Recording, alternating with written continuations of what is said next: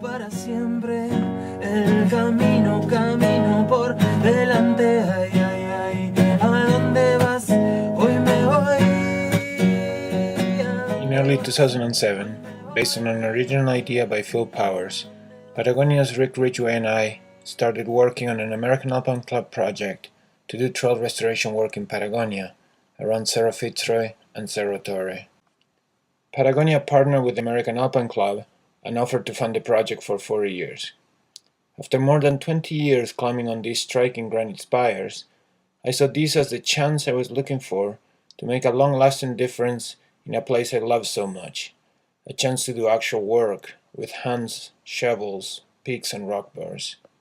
Brian Bergsma, the trail supervisor for Grand Teton National Park, agreed to come south to give me a hand with the planning.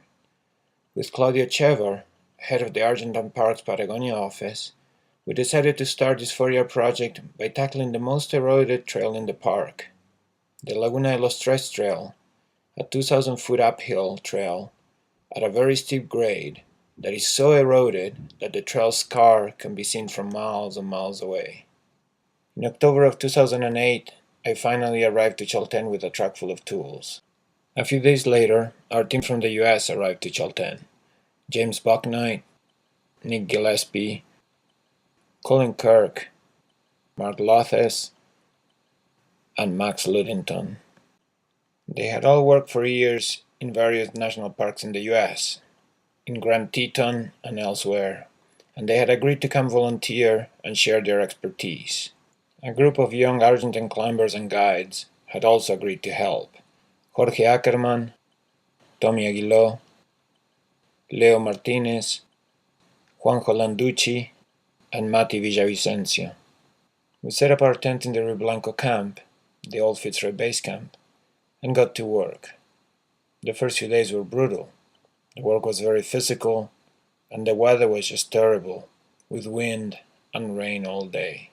Over the following 6 weeks, we worked on a 4 days on and 2 days off schedule. During that period, we built many erosion prevention structures: 300 steps, 100 drains, 3 bridges, 50 water bars, 400 yards of new trail, a long causeway, and many retaining walls.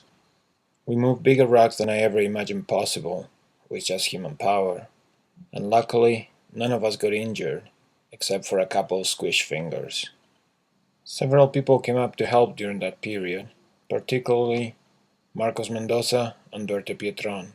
The weather was bad for almost 5 weeks, and after being soaked all day, it took a lot of commitment to go to sleep in a tent, only to put on wet clothes in the morning and do it all over again. When the weather finally improved, we decided we had to get out and climb or hike. Some of us went to the glacial traverse around Fitzroy. Others did the ice cap loop around Cerro Torre and later climbed Cerro Solo. A few days later, a bunch of us climbed Cerro Torre's west face, and 3 of us went on to do the Aguja Guillaume to Cerro Fitzroy traverse.